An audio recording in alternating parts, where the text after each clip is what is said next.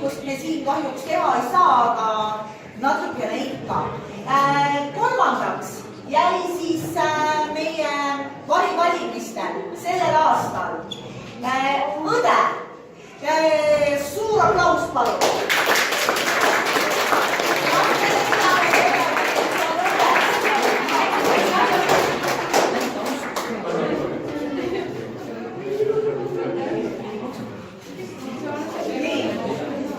Teine koht, suurepärane Pekre.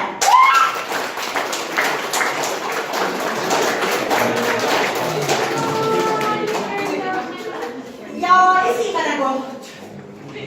No siin on siis 9B ja lühendatud, kuna kõigi sai lühendused öeldud, siis VRõpp.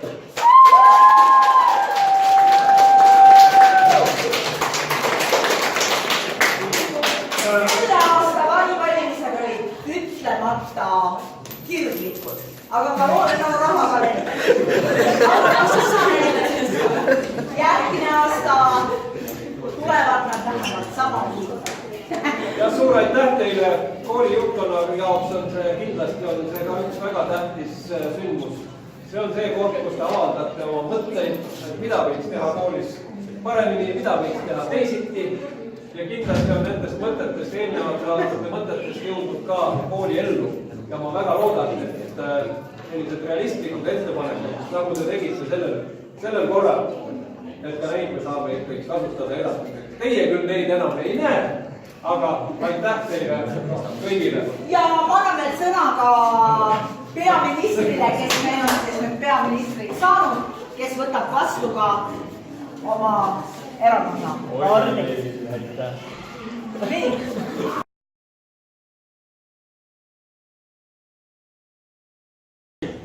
Alustasest oma erakonnaga tööd juba detsembris oli vaimitu täis.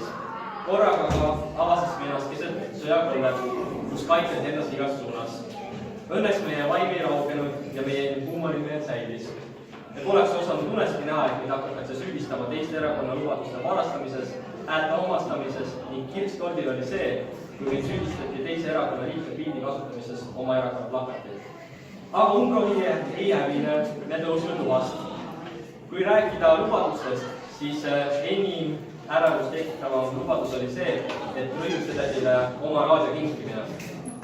Meie paralleelklass tundis suurt muret selle üle, et kuidas nad saavad küll õppimisele keskenduda, kui lõiusedadi oma nurgakeses muusikat lüpsutab. Mul on ääretult kahju, et mul ei olnud erakonna plakati lisapunktina märgitud, et lõiusedadile raadio ning 2 passkõlarit. Siinkohal tahaksingi tänada meie imelist klassijuhatajat, kes valimisel meie kooli lõi, ning tänada ka oma erakonnakaaslasi, kes selle teekonna minuga vastu pidasid. Aitäh teile, et hääletasite.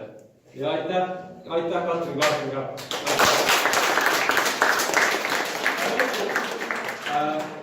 Kuna mina tein algklassides röövistule iga päev tein värskeid ajalehteid, millele oli mulle kott alati pommi täis, siis kuna nüüd enam ajalehti ei saa tuua, siis me kinkime sulle raadio, kus sa saad iga hommik värskeid ajalehti.